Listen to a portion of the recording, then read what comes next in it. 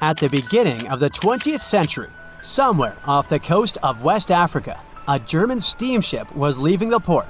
Suddenly, the weather got worse, and the vessel entered a thick fog. The sailors ran aground on a sandbank close to the shore. Luckily, no one was hurt, and they were even able to save their precious cargo.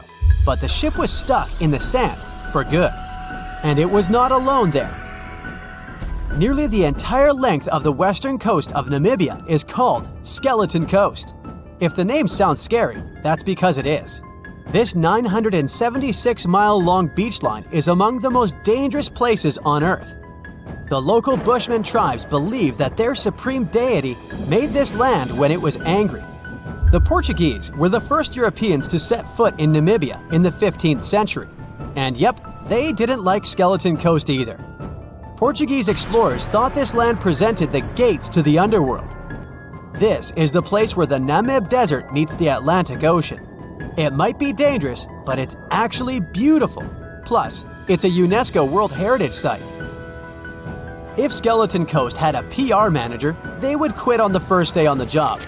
The area is not exactly tourist-friendly because of its geography and history.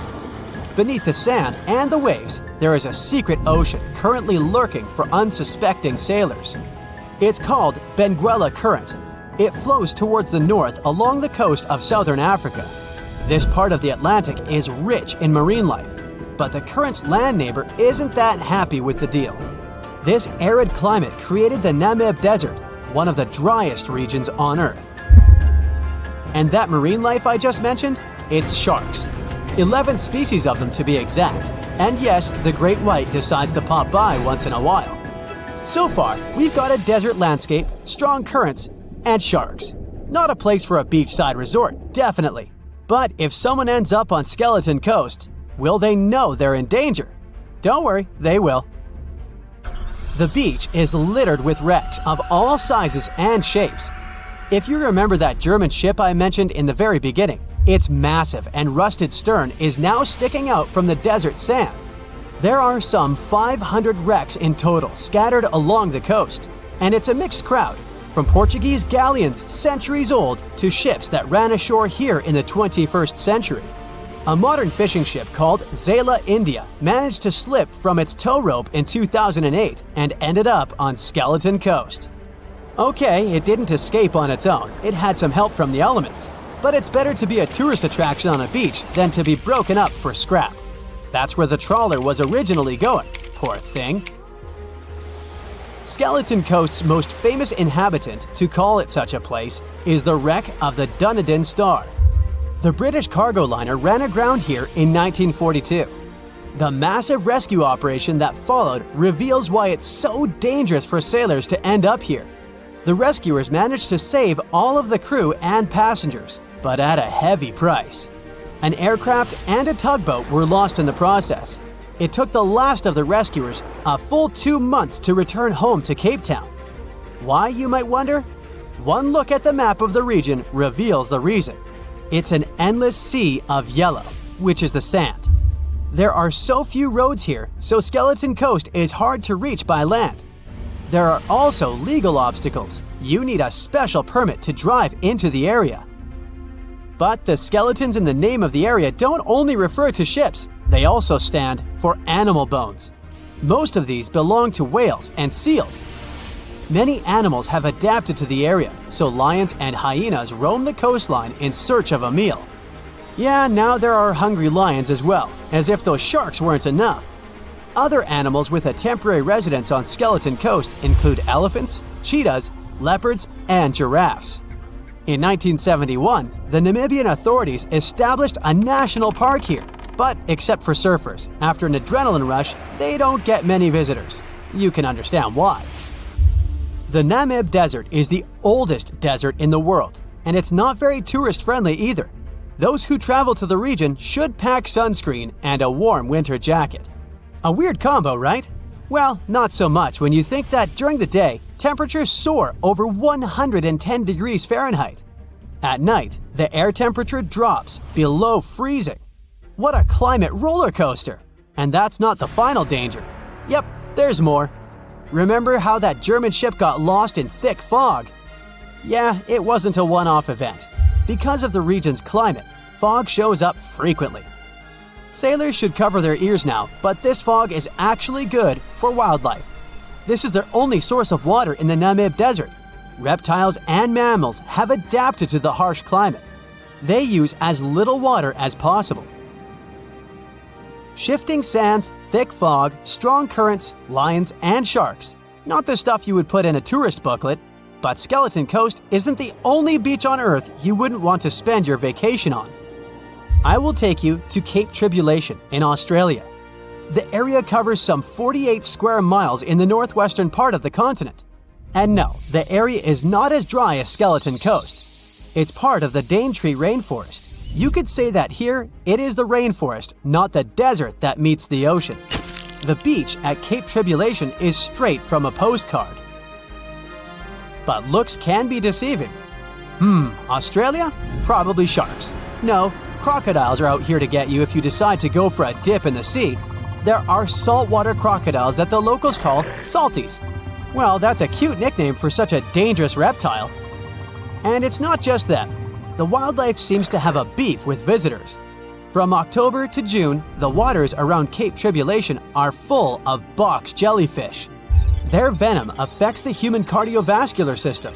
When touched by a jellyfish out at sea, swimmers won't have enough time to reach land for help. Vinegar helps neutralize the sting, so you might want to keep a spare bottle in your luggage. Crocodiles and jellyfish sound dangerous, but there's one more animal you should look after. It's the wild boar.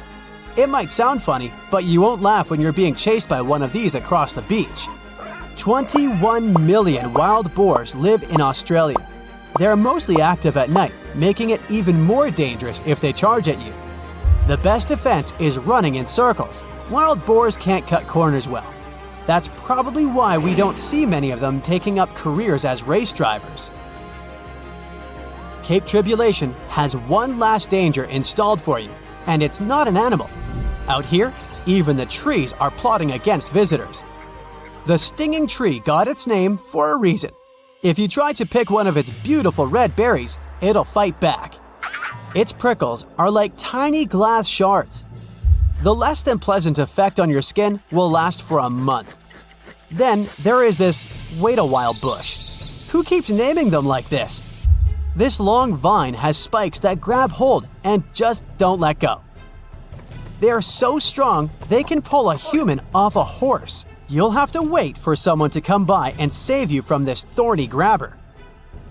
If you are about to cross this Australian beach from the vacation list, hold on for a second.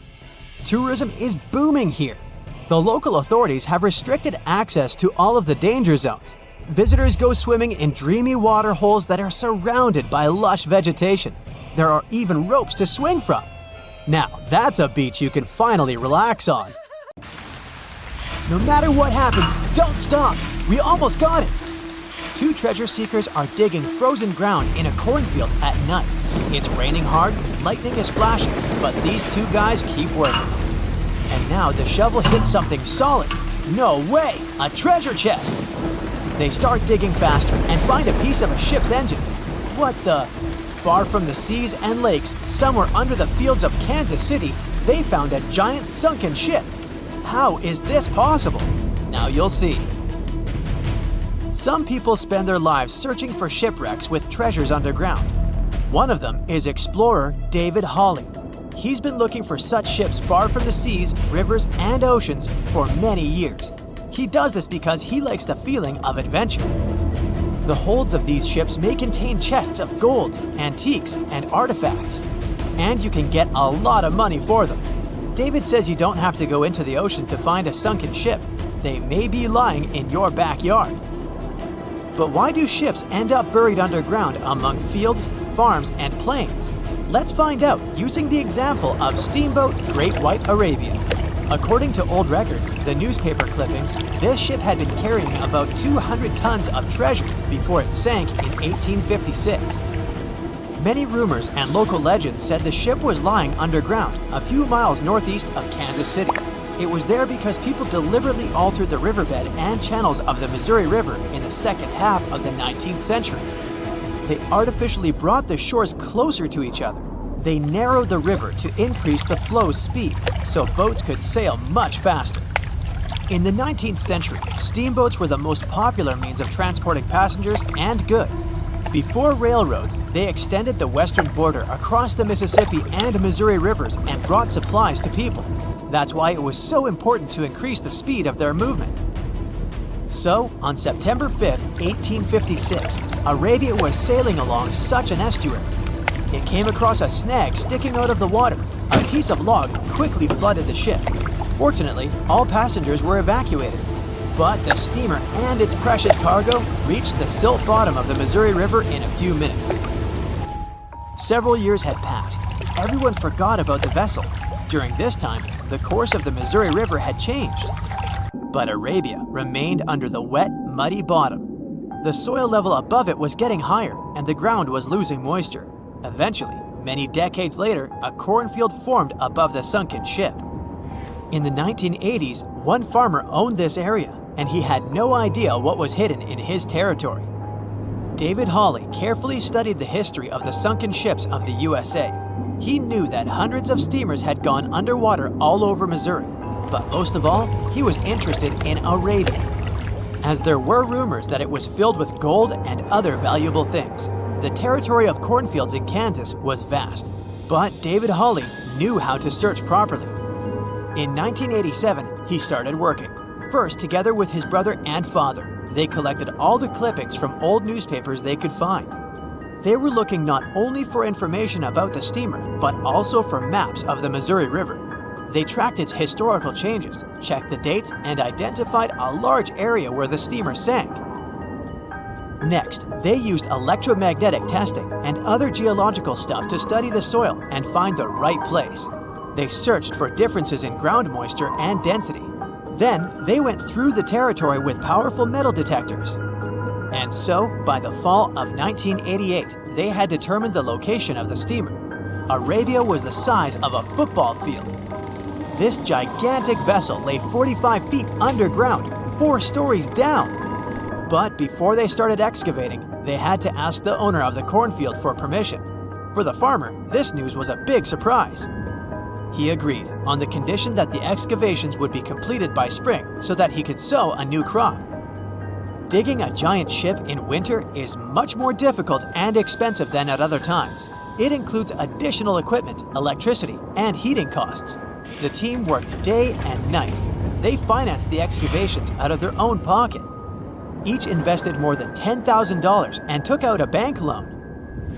Finally, they noticed the first details of the ship. The shovels hit the huge engine boilers and the deck. The goal had been achieved. Most of the cargo lying inside the sunken ships is covered with rust, shells, mud, and is badly damaged. The contents of Arabia were in excellent condition, considering that the ship had sunk 130 years prior. Unfortunately, they didn't find the chests of gold.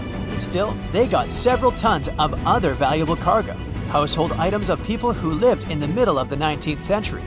It was a time capsule. The ship was carrying supplies for hundreds and thousands of people, and all these things were perfectly preserved. For example, they could clearly see the brand stamp Goodyear Rubber Company on one rubber shoe. The longer the excavations continued, the more things David and his team found. In the barrels, they found plates from the 19th century. They were intact and usable. Also, there were clean clothes, thousands of pairs of shoes, harpoons, frying pans, and umbrellas. The ship was carrying cargo to supply about 16 small towns. Yes, it's not gold, but such artifacts are also precious. The contents of the ship could be worth millions. However, the crew wasn't going to sell these things. They made a museum on the site of a former fruit market in Kansas City. If you go there, you will immediately feel like you're in a department store of the 19th century. There are thousands of items in good condition. Even the matches here are dry enough to light up.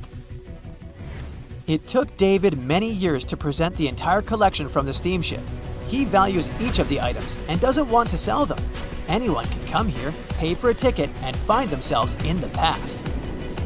Who knows, maybe there's an old ship hidden in your backyard too. Geologists found an older vessel in the hot desert of Namibia in 2008. This ship sailed back in the days when pirates scared sailors on the seas, and now it's inside a dried-up lagoon. The ship sailed from Lisbon in 1533 and disappeared with the crew near a small diamond mining town. After almost 500 years, the hull had been badly damaged. Only the carcass of the ship remained, but the treasure hidden inside the vessel stayed intact. They carefully studied the boat for a long time, trying not to ruin anything. And then, 5 days later, they found a big old chest in the hold. Carefully opening it, they found gold coins there.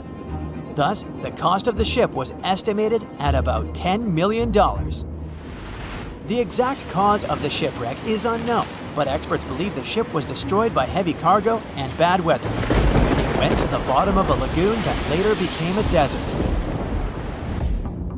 Some find an airplane in their backyard, others discover a ship, and one man found a passage to an ancient secret city in his house. This happened in Turkey in 1963.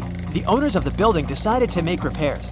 He went to his basement and knocked down the wall to turn this place into a living room. And so, behind one wall, he found a tunnel leading underground. The man thought it was some kind of a secret chamber. He went down there and realized it was something much more than that. It was an ancient city 18 floors deep. People built it in the years 780 to 1180 as a refuge from weather disasters and the invasion of enemies. This place also includes many underground tunnels that stretch for several miles in different directions. People could get to the town from different points using secret passages leading to these roads.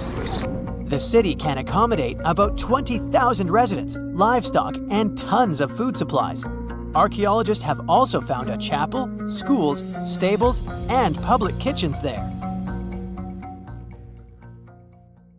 They say nothing is ever lost, and it's true. Let's discover ships frozen in time. The first one is truly fascinating. Here, the Antikythera shipwreck. It's a Greek trading ship from the 1st century BCE. It's located on the east side of the Greek island of Antikythera and at the merging point of the Aegean and Mediterranean seas. Around 2,000 years later, in 1900, a group of Greek sponge divers discovered the wreck. They were going to Tunisia, yet they were forced to find shelter from a storm on a nearby island. Since they couldn't go anywhere due to the storm, they decided to look for sponges until the weather got calmer. One of the divers discovered the shipwreck at depths of around 130 feet. Imagine someone going for a sponge hunt, but getting out to the surface with archaeological treasures. The captain of the sponge boat talked to the Greek officials about what they had found. The officials sent 2 ships to the wreckage. The salvage operation was successful, and discoveries are now in Greece's National Archaeological Museum in Athens. The findings included 3 life-sized marble horses, jewelry, coins, and hundreds of works of art, including a 7-foot-tall Colossus statue of Hercules. Among these treasures, Antikythera ephebe, a bronze statue of a young man, caught more attention.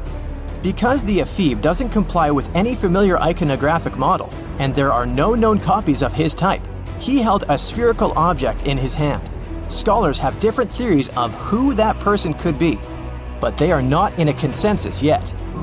More than 70 years later, Jacques-Yves Cousteau and his team went to the area and recovered hundreds more artifacts and the remains of 4 people.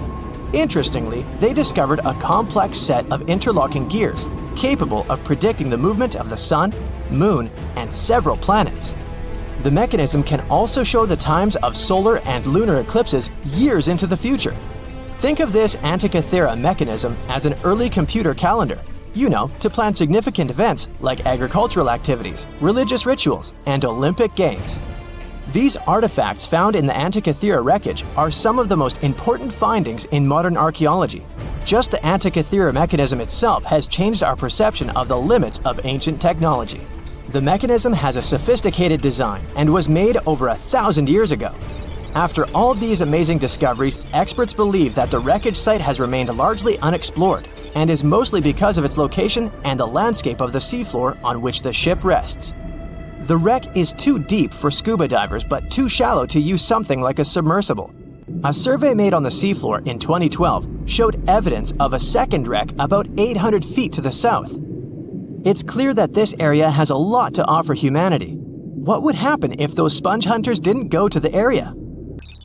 Scientists found a shipwreck in Antarctica at the bottom of the Weddell Sea 107 years after it sank. The name of the ship was Endurance, and it was the lost vessel of Antarctic explorer Sir Ernest Shackleton. Scientists who laid eyes on it decades later say it is among the greatest undiscovered shipwrecks ever. That is why they filmed the whole discovery. The video shows the remains of the Endurance and proves it is still in remarkable condition. It has been sitting in 10,000 feet of water for over a century, yet it looks like it sank very recently. So the story goes like this. The ship was crushed by ice and sank in 1915. Shackleton and his crewmates had to escape by themselves in small lifeboats. From then on, it was all about survival. Shackleton imagined to get his crew to safety. Then, the ship sank. Yes, this is a pretty impressive story. But why did scientists prize this ship? Firstly, Shackleton's Imperial Trans-Antarctic Expedition sailed to make the first land crossing of Antarctica. Yes, the crew was trapped in ice, but the intention was important. Secondly, it's about the challenge itself of finding the shipwreck. The Weddell Sea is almost always covered in thick sea ice. You know, the same ice that made the Endurance sink. Getting near the presumed sinking location is super hard, let alone being able to conduct research. Experts of the modern expedition team foresaw the time when the lowest extent of Antarctic sea ice would come using satellite images. They realized that the weather was in their favor to start an expedition. Dr. John Shears said that they have successfully completed the world's most difficult shipwreck search, fighting against constantly shifting sea ice, blizzards, and temperatures decreasing to -0.4 degrees Fahrenheit. Yeesh, I can't imagine the worst conditions in Antarctica if these conditions are in their favor.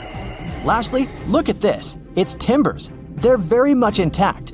Plus, you can read the ship's name. It's still visible. Marine archaeologist Menson Bound says that this is the finest wooden shipwreck he has ever discovered. He has 50 years of career experience, so I believe the guy. So how come the wood is not rotten? Dr. Michelle Taylor, a deep-sea polar biologist, said that there has been little wood deterioration because the wood-munching animals are not in this forest-free region of Antarctica.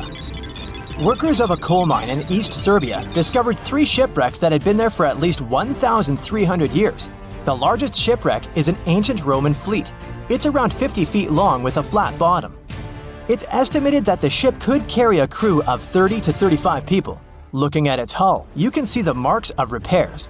Wow, this one had a lengthy career. You know, it gives us insight into more than 1,000 years ago. The 2 smaller vessels, on the other hand, match descriptions of boats used by Slavic groups to attack the Roman frontier. These 2 have been discovered under mud and clay in an ancient riverbed. Apparently, in those times, there was a Roman base in a place called Viminacium City. Interestingly, Viminacium was a provincial capital with an estimated 40,000 inhabitants in the 4th century CE. For comparison, it was even larger than Pompeii. The Kostelach coal mine is a center of hidden gems. Archaeologists had found evidence of ancient human and animal activity here before. For instance, in 2012, experts found bones of at least 5 woolly mammoths, which went extinct about 10,000 years ago. Canadian archaeologists found a ship 150 years after it went missing in the Canadian Arctic waters. This merchant ship is called HMS Investigator. It was purchased in 1848 to search for the explorer Sir John Franklin's ship that got lost in the Northwest Passage expedition. So, HMS Investigator left Britain in 1850 for this rescue operation. The expedition crew, captained by Robert McClure, sailed the Investigator into the water. He realized that he was in the final leg of the Northwest Passage, the sea route across North America. But before he could sail into the Beaufort Sea, the 122-ton ship itself got stuck in the thick ice. The crew spent the winter over the Prince of Wales Strait. The following summer, McClure tried again to sail to the end of the passage, but the ice blocked his way once more. Here, too, the crew was forced to leave the ship. He steered the crew into the Bay of Mercy. There, they were to remain until 1853 when the crew of the HMS Resolute rescued them. Imagine a crew of 60 people who had to spend 3 winters in the Arctic without even knowing if they would survive. Later on, the ship was found sitting upright in about 36 feet of water. It was in very good condition. Arctic water has prevented the outer deck of the vessel from deteriorating quickly. The outline of the ship and its timber can be clearly seen. Plus, archaeologists have uncovered artifacts on land left by the sailors. They had unloaded everything before abandoning the Investigator. 3 sailor graves and 1 British naval shipwreck had also been discovered in the area. I wonder what else they could find there. Wow, it's the only place where 1 minute you're learning 17 natural ways how to get rid of houseflies, and the next, you're taking an epic journey straight into a black hole. More than 10 billion with a B views in total. That's 47 billion minutes watched, or more than 70,000 years. That's all the way back to the Ice Age. No, I wasn't around then. 40,000 videos, hundreds of topics, and most importantly you, a whole 44 million of you. Our viewers. We could populate an entire country if we wanted to. We'd like to continue helping you learn and giving you useful skill improvement tips. Got a thirst for knowledge? We've prepared 4 masterclasses on creating a 2D character animation from scratch, 10 hours of video lessons, practical tasks using professional software, and additional materials that you can use with your own projects. Get the full course now and create your own animated masterpiece. The sea, this unrelenting water beast, has been defying all attempts to tame it for centuries. Many ships driven by the wind have gone through the harshest parts of the world. Some have survived the struggle with the sea, and many have come off second best. It's the year 1834. A ship called the Pilgrim is setting a course to sail from California to Boston. The journey will venture around South America and then past Cape Horn of Chile. Richard signs up as a merchant seaman aboard the Pilgrim. This is his first voyage at sea. The crew tells Richard stories of the Drake Passage off Cape Horn, a route that's legendary for its dangers. Countless ships and sailors have disappeared in those waters. Since Cape Horn's discovery in 1526, it's quickly become known to all those that have sailed around it as the ultimate test of any mariner's skill and of any ship's strength.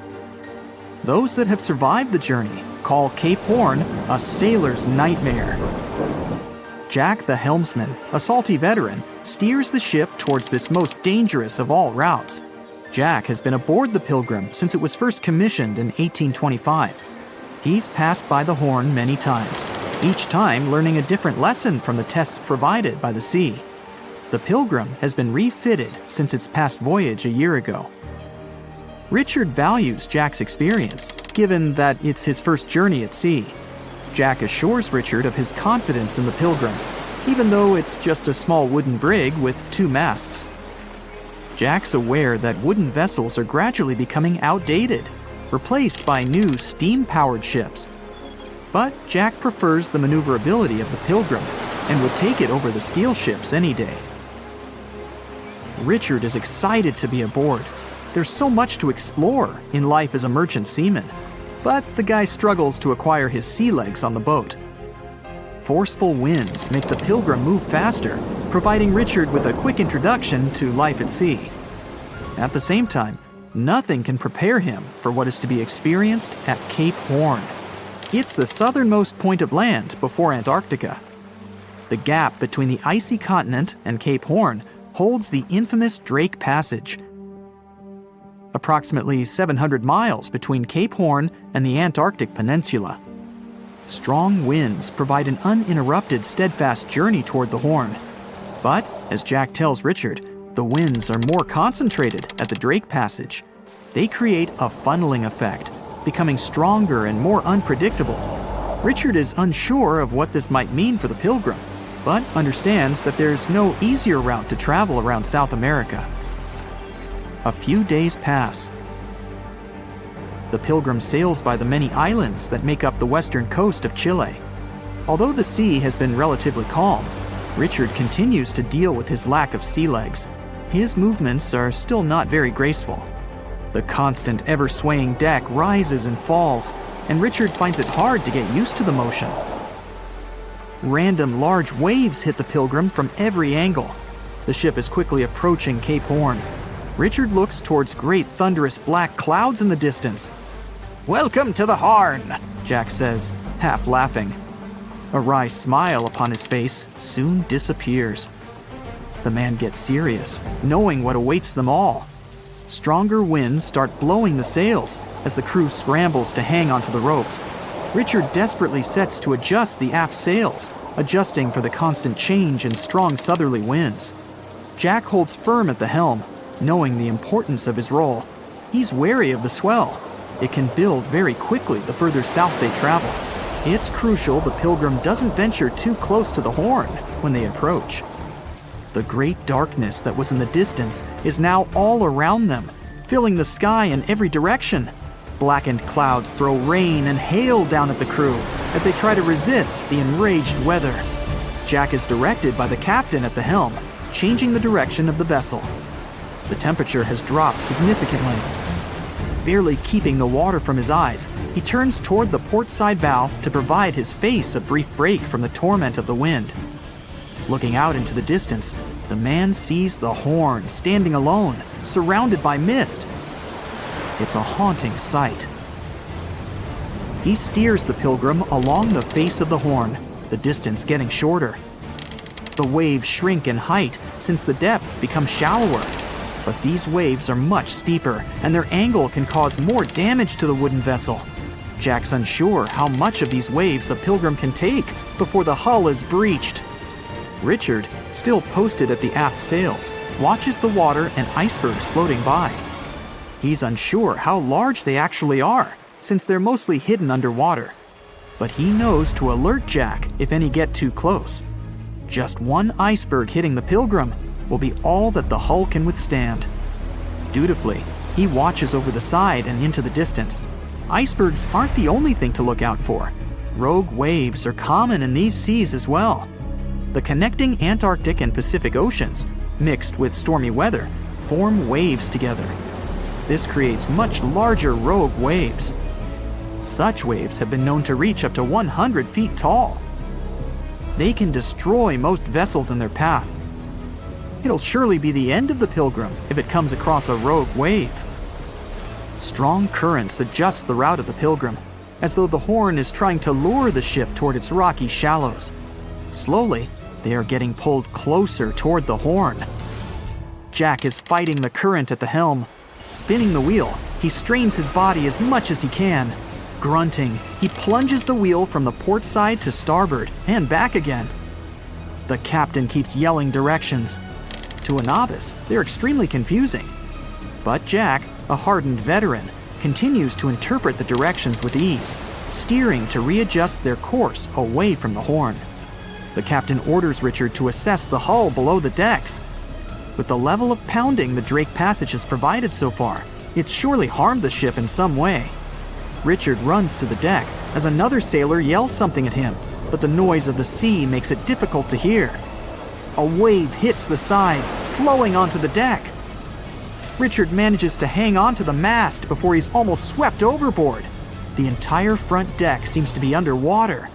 Hanging on as the water rolls off the sides of the ship and waiting for it to clear, Richard watches the Horn slowly go past. Still, it beckons toward the Pilgrim, as though asking for its dues from the crew.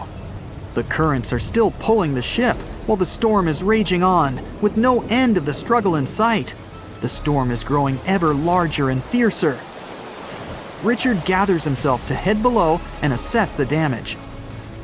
After a slow descent to the lower decks, Richard can finally look over the hull from the ship's quarters. There's no damage from what he can gather. But he's shocked by the depth of the water inside. It's now at waist depth. Cups, amongst other things, float in the water. Even inside the ship, the guy can't escape the waves. Unable to make sense of it all, he stands frozen, listening to the almighty power of Mother Nature outside. The sea roars even more wildly, waves constantly thudding against the hull. It sounds like a somber drumbeat, a slow countdown to the demise of the Pilgrim. Richard forces himself back to the terrors of the above decks, grasping onto the rails to carefully walk the slippery stairs. He leaves the disturbing creaks of the wooden decks. They're soon replaced with the strained sounds of the ropes, the yells of other sailors, and the deafening roar of the sea crashing all around him. Jack is at the helm, focused on his role, still fighting the wind and the waves, even with the addition of ice and frost. It seems that the world around him has set its heart to distract the man from his duty, but Jack pushes on determinedly. For 9 days, the Pilgrim fights the constant changes in stormy weather, facing all kinds of obstacles, but the ship manages to make it through. As they leave the storm behind, the crew sets their course north for their final destination. The sight of the sun peeking through the dark clouds is the most relieving thing Richard has ever experienced. Unfortunately, Richard lost his rations at some stage during the storm. At sea, if your rations are lost, it's your own bad luck. Luckily, Jack is kind enough to share some of his.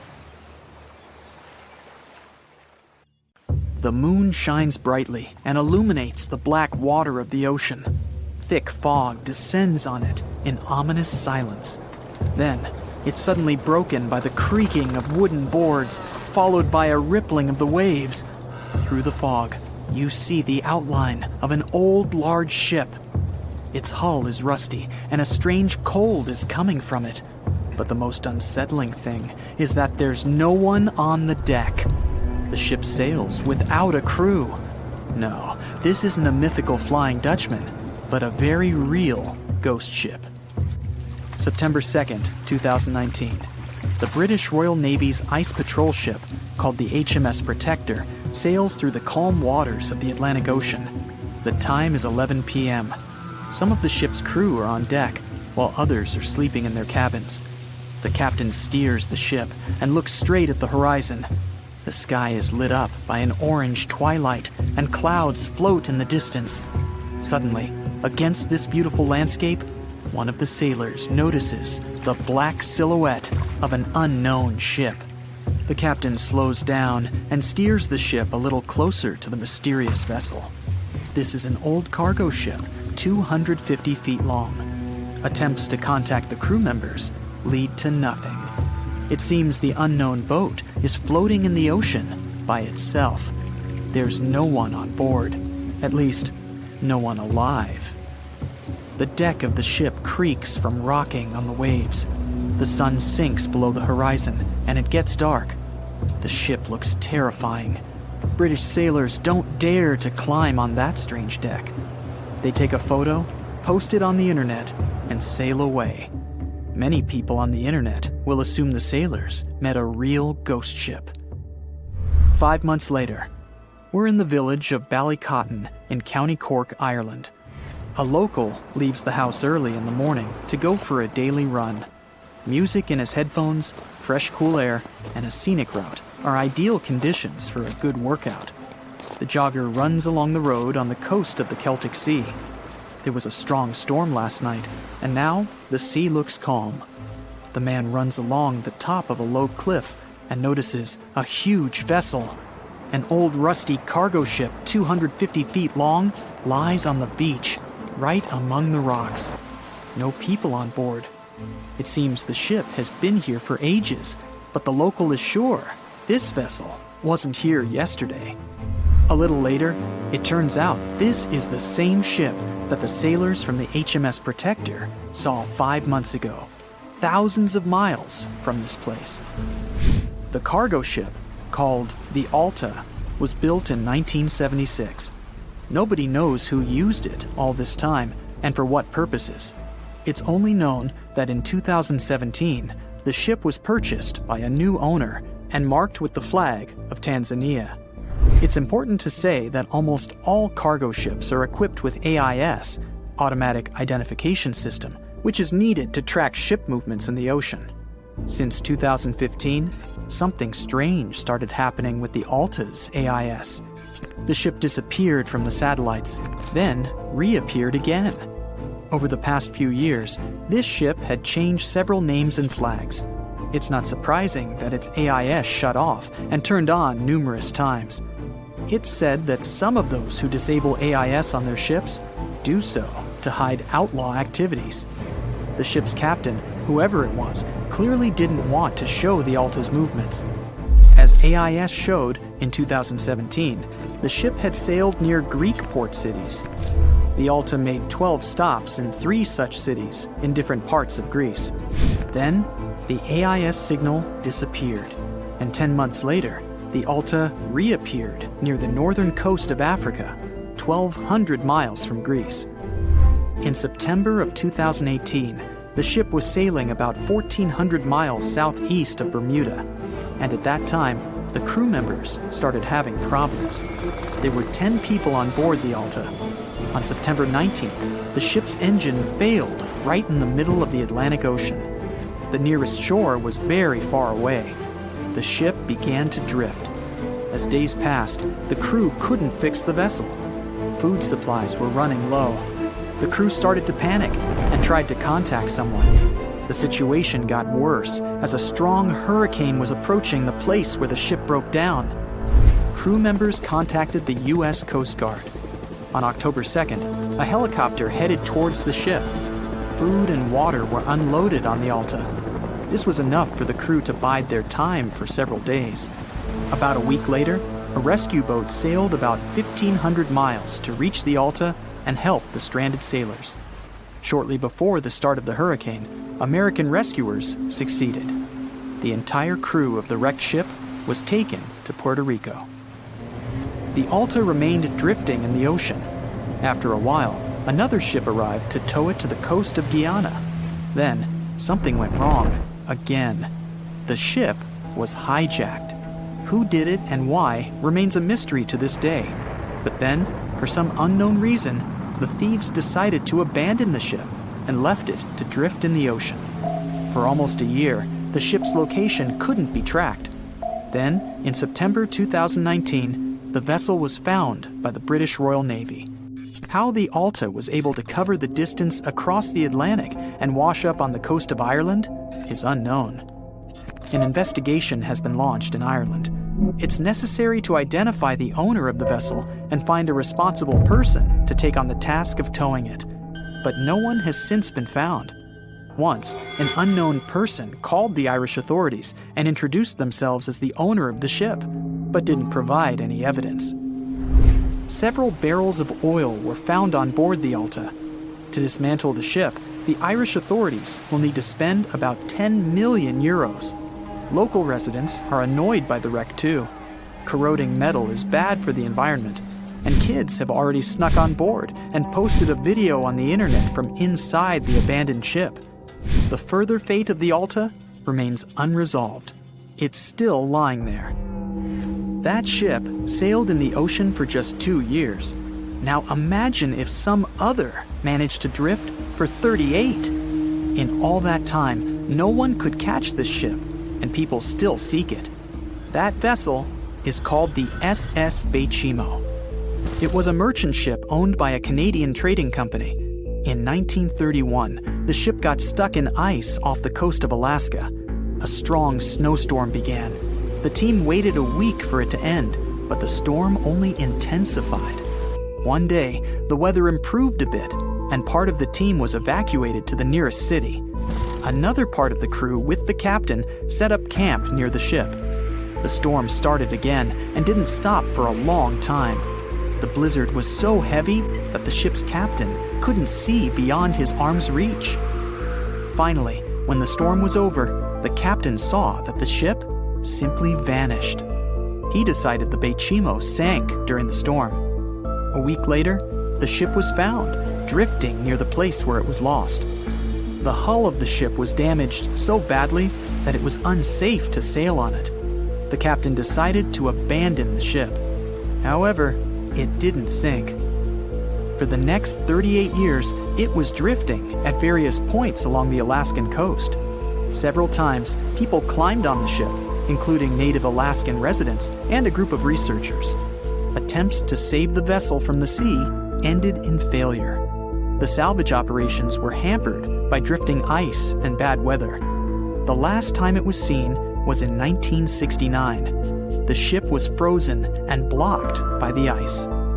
In 2006, the government created a special project to find the Baychimo. However, in all these years, the ship still hasn't been found. Its fate is unknown. It's likely that the ship has finally found peace and is now lying on the seabed of the Chukchi Sea. Far out in the open sea on a perfectly calm day, a dot appears on the horizon. It grows in size as it gets closer, and soon you can see it's a ship. But when you look at it through the spyglass, chills go down your spine. The vessel is in perfect condition and its cargo is on board, but it's completely devoid of people, drifting listlessly along the current. That was what the captain of the Ellen Austin saw in 1881, and what brought his crew so many sorrows. In December of the previous year, the Ellen Austin, a big 210-foot-long ship, left the port of Liverpool to make its trip to New York. The ship was carrying a load of people hoping to find a better life in the New World. Captain A.J. Griffin took the vessel due southwest for a shorter voyage, and a few weeks into 1881, they found themselves north of the Sargasso Sea, known for its lack of winds and strong circling currents. Ships that got caught in those could lose control and keep on drifting in circles until they were dragged into the center. From there, they'd be incredibly lucky to get back past the currents, but more often than not, they stayed in the desolate desert of the sea forever. Worse still, the area belonged to the notorious Bermuda Triangle, which was already known to take down ships and make them disappear without a trace.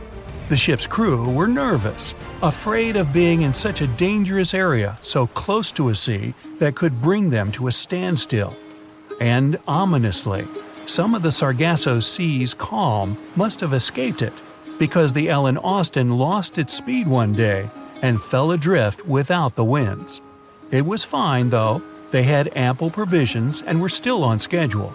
Captain Griffin was walking around his ship, giving orders in a voice full of calm authority, and both his crew and passengers trusted him completely. But then, the lookout shouted from above that a ship was in sight. And indeed, when the captain looked in the direction the man was pointing, he saw a small schooner moving slowly into view and towards the Ellen Austin. As it came closer, it became apparent that the way the strange vessel moved wasn't right. The captain frowned and examined it through his spyglass. The schooner was untouched, but eerily silent. There wasn't a single soul on board. Derelict ships weren't that rare in the Atlantic at the time, but neither were pirates. Captain Griffin decided to wait and watch. After 2 days, the schooner was as quiet as always, and Captain finally thought it was fine to move in. He took a small team of sailors and boarded the stranded ship. There was nobody there indeed, but luck seemed to be on Griffin's side. The precious cargo of mahogany wood was still in the holds. The captain returned to the Ellen Austin and ordered his select men to take the smaller ship along to New York. The crew's spirits arose with the prospect of riches awaiting them upon arrival. When the winds blew strong again, the Ellen Austin continued its voyage, with the unnamed vessel tagging along. But after a couple of days, the ships were caught in a powerful storm and got separated. The wind, rain, and waves beat them for several days in a row. When the weather finally cleared, Captain Griffin ordered to find the schooner. They searched for another day until they finally found it adrift, way off the course. Griffin hailed his men on board the smaller ship, but no one answered. A party of sailors went to investigate and returned with their faces white with fear. The whole prize crew went missing in the storm. The captain wasn't one to lose such a valuable find, though, and ordered another team to take control of the schooner. Reluctantly, the sailors obeyed, and the two ships continued their voyage. They agreed to stay as close as possible to one another and ring their bells at set intervals at night to let each other know they were fine. Several nights went all right, with bells ringing reassuringly every hour.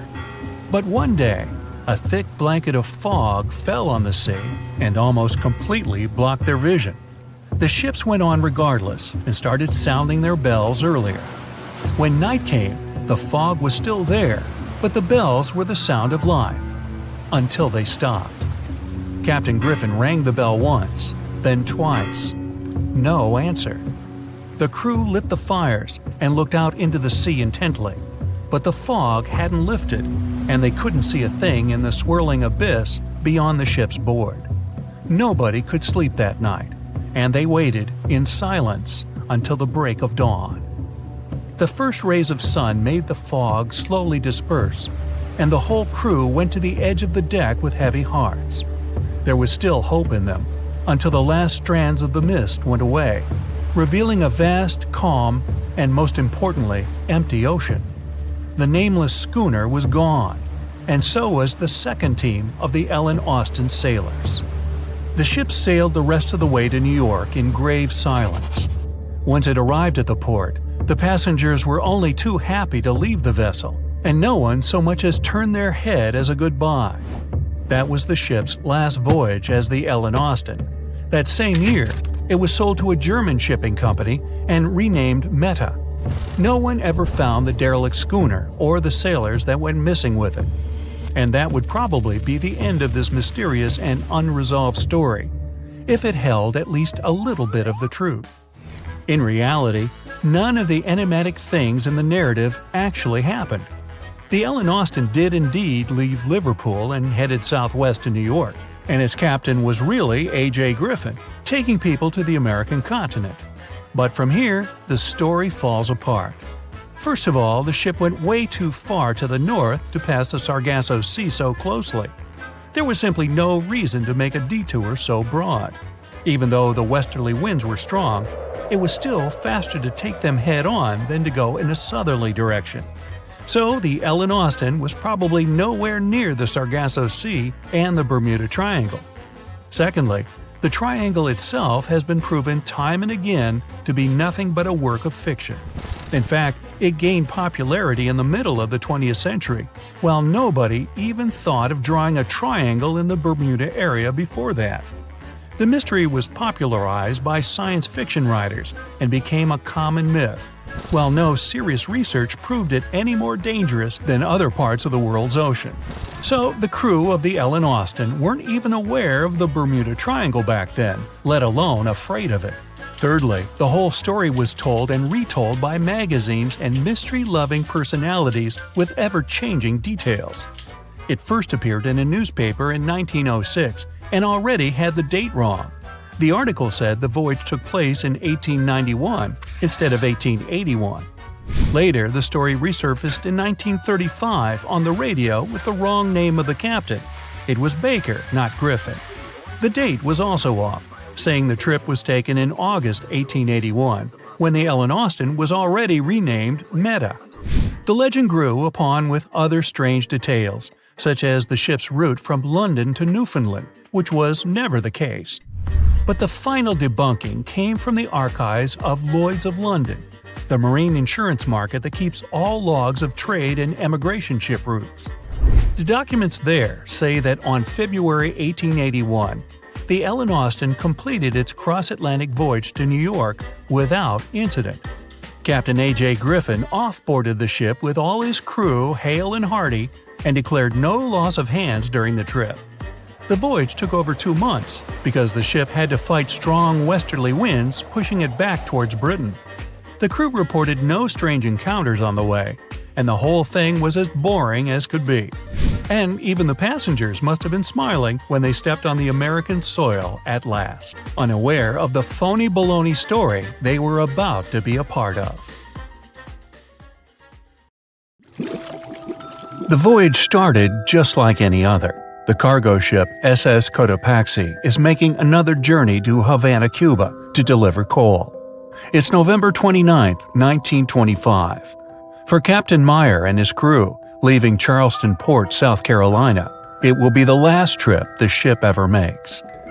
Its route ran through the Bermuda Triangle. 2 days into the trip, the Cotopaxi sent out a distress signal. It had got caught up in a strong tropical storm and turned over on its side. The wind was very strong and there was powerful lightning as well.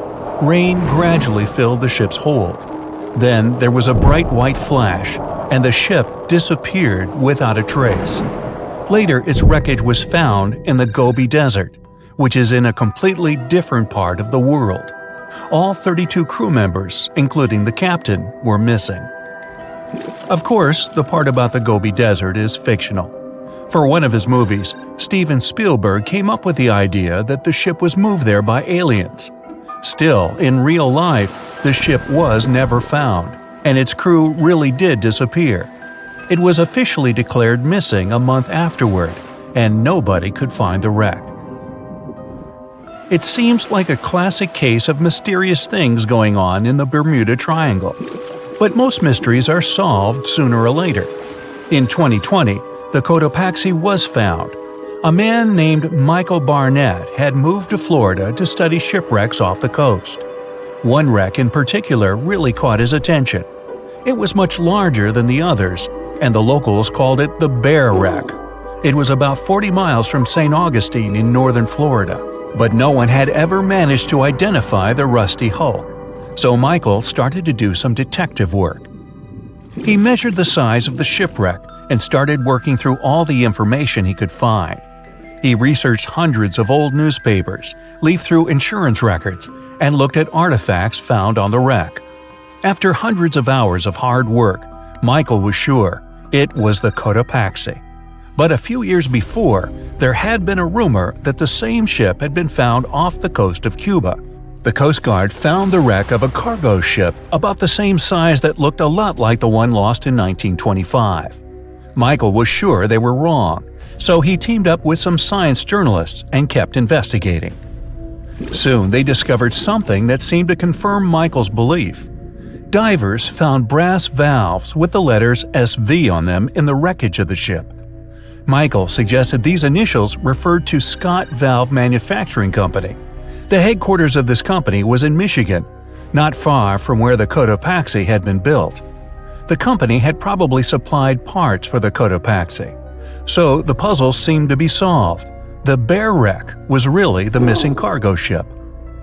But Michael still needed to work out why the ship had sunk. Did something mysterious really happen to the Cotopaxi in the Bermuda Triangle? Later, Michael found the testimony of the ship's carpenter among some old papers. The carpenter claimed that the hatches covering the coal on the ship had been in a terrible condition before it sank. Repair work on the covers wasn't finished before the crew got the order to sail to Cuba. So if the hatch covers were still broken during the trip, water could have easily gotten on board. This water probably flooded the hold during the tropical storm. This was the real reason why the Cotopaxi went down. There was really nothing mysterious about it. It was just a mistake made by ordinary people. But this is just one example out of dozens, or even hundreds, where ships and planes have gone missing in the Bermuda Triangle. We still can't explain some of these incidents. It seems like there really is something weird going on there. One of these strange events happened in 1948. A passenger jet was headed for Miami from San Juan, Puerto Rico. It disappeared in the same area as the Cotopaxi. The 32 people on board vanished without a trace. The weather was clear throughout the flight, but experts think that when the plane was about 50 miles from the coast, it could have been hit by a strong wind that knocked it off course. Years later, a similar plane was found in the area of the Bermuda Triangle, but because no one could work out the registration, it was impossible to say for sure if it was the same one. Something even stranger occurred not long before, in 1945. 5 planes went missing all at the same time. Some trainee pilots were practicing their navigation skills, but when they'd finished, it seems they couldn't find their way back home and disappeared. Many people assume they just ran out of fuel. This seems likely, but still, the circumstances were really strange. The trainees were being supervised by an experienced pilot who had 2,500 hours of flight time. He would never have let a group of newbie pilots get that far away from their base. Even now, people still debate what could have happened. Some insist the pilots ran into something supernatural out there in the Bermuda Triangle. But who knows? And here's another freaky thing that happened there which no expert has been able to explain. Time travel. In 1970, Bruce Gernon was flying a plane from Andros Island to the Florida coast. When he was at 11,500 feet, a giant cloud appeared in front of him. It kept getting bigger and bigger, and he had no choice but to fly through it. As soon as he did, the plane was surrounded by darkness. It was as if the day had turned to night in a split second. Suddenly, Bruce began to see white flashes of light around him. They were so bright that they lit up the entire sky. But they weren't lightning bolts, although he couldn't really explain what they were. The plane continued through the strange cloud for almost a half an hour. Bruce noticed that the cloud changed shape during this time. The space around the plane turned into a tunnel. Then the tunnel started narrowing. Bruce became really tense as he tried to cope with the plane's controls. All his instruments and navigation equipment were going crazy, and the electronics stopped working. Then, a white light appeared at the end of the tunnel. Just like in the movies, the plane escaped the closing cloud tunnel at the very last second. Everything was fine, but now Bruce found himself in some white fog. He had no idea where he was. Then he managed to contact ground control. He was shocked when he learned that his plane was already in the airspace above Miami. It seemed that something impossible had happened. Bruce was meant to cover a distance of about 250 miles during the flight. This usually took 1.5 hours, but he had managed it in just 47 minutes, almost 2 times faster than normal. When Bruce landed, he went to check the amount of fuel left in the tank. It turned out he'd used up a lot less than the normal amount of fuel as well. Could there be a logical explanation for the time-traveling plane? Well, records show that a large number of sunspots were detected on the surface of the sun that day, and there was a strong solar wind. This could easily have made the electronics and devices on the plane go crazy. But what about the mysterious cloud? The Florida coast is a place where 2 large air currents meet. One has a high pressure and the other is a low pressure one. This causes a lot of storm clouds in the area. But people still debate how Bruce was able to cover the distance so quickly. Some people say that some kind of mysterious dark energy was involved. Others say it was a gravitational anomaly that curves space and time. Others think that Bruce is just a fraud. We still don't know the truth. So, is there really something supernatural about the Bermuda Triangle? Or is it all just coincidences and made-up stories? The truth is that no more planes and ships disappear in the Bermuda Triangle than anywhere else in the world.